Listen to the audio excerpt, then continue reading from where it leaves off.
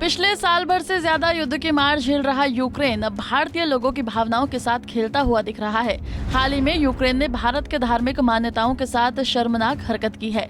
यह हरकत मां काली की एक तस्वीर को लेकर है, जिसमें उनकी फोटो के साथ वर्क ऑफ आर्ट की संज्ञा दी गई है। दरअसल साल भर से ज्यादा समय से रूस का शिकार बने यूक्रेन के रक्षा मंत्रालय ने एक फोटो साझा की है, जिसमें हिंदुओं की देवी मां काली को आपत्तिजनक तरीके से दिखाया गया है। इस पोस्ट में मां काली को धुएं के एक गुब्बारे से निकलता हुआ देखा जा सकता है, जिसमें उनके गले में खोपड़ियों की माला है। इसके अलावा इस तस्वीर में यूक्रेन ने मां काली को ऐसे प्रदर्शित किया है जिसमें वो शर्माते हुए नजर आ रही हैं। काली मां की इसी तस्वीर को देखने के बाद कई भारतीय यूजर्स ने यूक्रेनी रक्षा मंत्रालय पर कड़ी आपत्ति जताई है।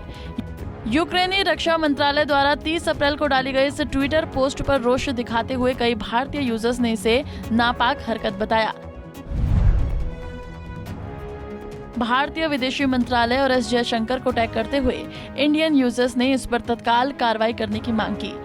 एक यूजर ने अपने ट्वीट पर लिखा कि मां काली को गलत तरीके से दिखाने वाली इस आपत्तिजनक पोस्ट पर कृपया ध्यान दिया जाए। वहीं दूसरे यूजर ने कहा कि यूक्रेन भारतीयों को इसलिए टारगेट कर रहा है क्योंकि भारत की तरफ से उन्हें जंग में मदद नहीं मिली है। हालांकि ट्विटर पर इंडियंस के गुस्से को देखते हुए यूक्रेनी रक्षा मंत्रालय ने मां काली से जुड़ी इस पोस्ट को तुरंत हटा दिया है। आपको बता दें कि पिछले 14 महीनों से रूस की कड़ी चुनौतियों के साथ युद्ध लड़ रहे यूक्रेन को एक बार फिर से अमेरिका का साथ मिलता हुआ दिख रहा है। यूएस की जो बाइडेन सरकार ने यूक्रेन को सेंसर देने का काम शुरू कर दिया है। इस सेंसर के जरिए परमाणु हथियार या किसी बम से निकलने वाले रेडिएशन का पता लगाकर हमला करने वालों की पहचान की जा सकती है। अमेरिका से मिल रहे इस मदद को सीधे शब्दों में समझें तो यदि रूस यूक्रेन पर किसी रेडियो एक्टिव पदार्थों से हमला करता है तो उसके एटॉमिक सिग्नेचर और इस हमले में रूस की जिम्मेदारी को वेरीफाई किया जा सकता है। रूस यूक्रेन के बीच जारी इस वॉर को लगभग 14 महीने हो चुके हैं। पिछले साल भर से जारी इस युद्ध को लेकर एक्सपर्ट्स इस बात को लेकर चिंतित हैं कि कहीं रसिया यूक्रेन पर परमाणु हमला शुरू न कर दे,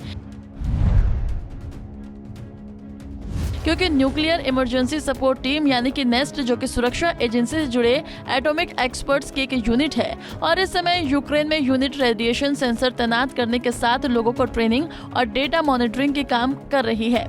उनका मानना है कि एटॉमिक सेंसर का नेटवर्क पूरे क्षेत्र में तैनात किया जा रहा है और इसमें किसी भी परमाणु विस्फोट के आकार और जगह के साथ असर को भी पहचानने की क्षमता होगी।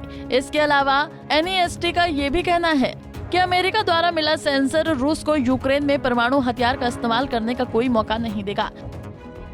बहरहाल पिछले साल भर से ज्यादा समय से रूसी सैनिकों का सामना कर रहे यूक्रेन ने हाल ही में रसिया पर एक बड़ा अटैक किया है।